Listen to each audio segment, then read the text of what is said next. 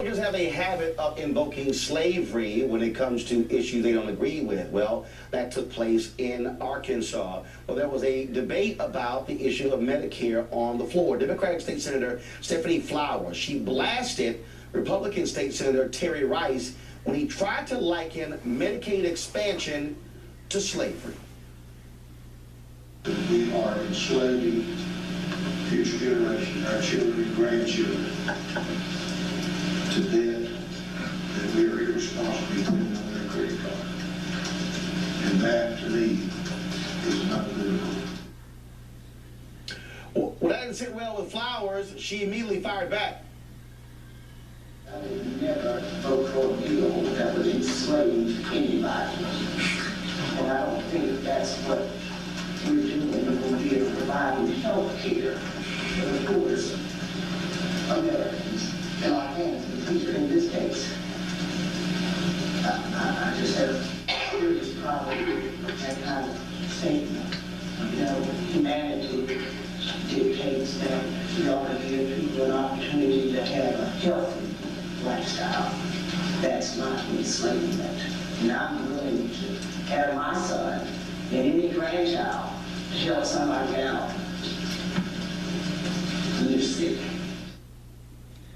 All right, folks, let's go to my panel. I'm just trying to understand, why do Republicans continue to use slavery, enslave, plantation, all of these? You're not going to win using that language. I'm just saying. Well, I didn't know that they mentioned welfare in the Bible. He said it was unbiblical. Is that chapter in Corinthians? In the South. This is the South. Oh, okay.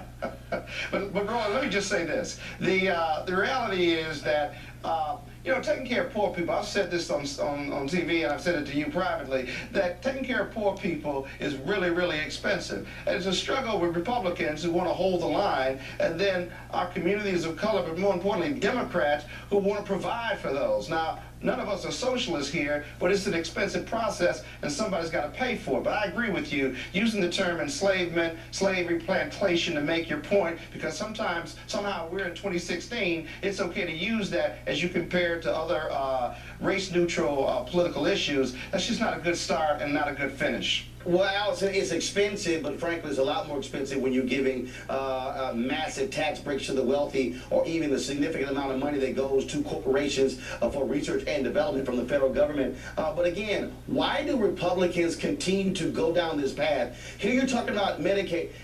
Well, we're enslaving our... Look, America does not have a good history with slavery. And here's the deal. We challenge them, politicians, when it comes to using the Holocaust. Guess what? The Holocaust also didn't happen in America. Slavery did. Absolutely. I don't understand why Republicans use this tone-deaf language either. I think it's very clear that the Republican Party needs to grow. It needs to be the big tent party, and these kind of misstatements are the things that turn people away. But I don't think they're misstatements. I think they are indicators of their mentality. You know, they have a master-slave mentality. They also want to dehumanize people and make them into caricatures instead of human beings in need.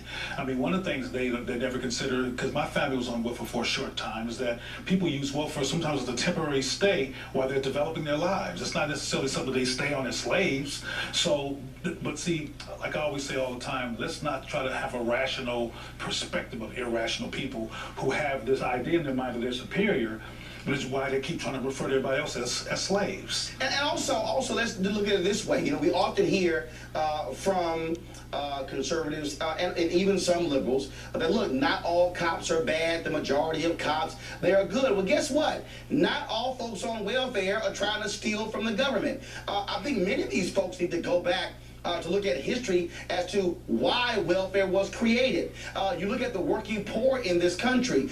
There are people who are trying to make ends meet. We literally are paying farmers right now in Iowa not to grow food, not to grow their crops. We're giving them subsidies. That's also welfare. Yeah, but you know, these politicians and these elected officials, state, local, and federal level, they're not knowing, they don't know their history, quite frankly. They're not sensitive to the plantation and the slavery, because that was 200 years ago. But you're right, they're sensitive to other things like the Holocaust. And quite frankly, we need to hold them accountable for this. So I'm glad you're doing this story. But we don't seem, whether you're black, white, yellow, brown, don't hold politicians to accountability for using those terms. But if you use other terms of history of other people, you certainly are held accountable. So it's really on us as people of color to not only educate, but also to protest and hold them accountable when they try to use hyperbole like this to do it. And Allison, last thing here, Congressman Jim Clyburn has a thing called the Clyburn Amendment. And what that calls for is when it comes to any bills in Congress, that what they should do is 10% of those funds will go to counties where 20% or more of the people have lived below the poverty line for 30 years. 2/3 of the 450 counties that fall under that are in Republican congressional districts. That means that the people who are actually on welfare is a whole bunch of white folks in Republican districts. And so I don't get why conservatives and Republicans don't get that. They're talking about their own voters. Well, I think Republicans want to give people a hand up and not a handout, and that's what people are looking for. A job is better than a government program. I think we can all agree on that. And that's where the Republicans are trying to move the debate. Yeah, but the deal, though, is when you have policies where you are providing Medicare expansion, Medicaid expansion, which is providing them health care, so we're not actually having to bear more of the burden later on, that makes sense. When you're talking about the issue of welfare, that's not, oh, you're getting a handout. And here's the deal.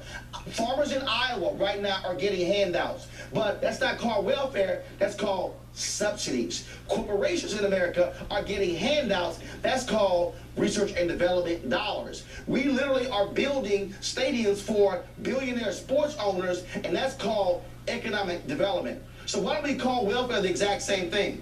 Well, I hate to be redundant, because people hear me say this on the show a lot, but it's called racism. My brother, it's racism. It's dehumanizing one group to perpetuate the myth of them having lesser value, and they're users and they're problematic. And the white people deserve, they deserve subsidies because they're superior, and deserve those gifts and those priorities and those privileges because they're white. Let's be real about the perception that people have. All right, folks, let me go to a break now. We come back, we're going to show you this disturbing video of this. All right, so basically, you know, what else can be said? Racism is racism, you know, plain and simple. If you're white, it's a hand, it's help up, and if you're a minority, it's a hand out.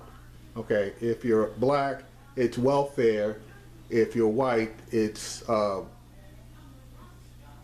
welfare by a different name, subsidies, grants, you know. But it's the same thing. It just depends on who, you know, which group is getting the money on what you want to call it.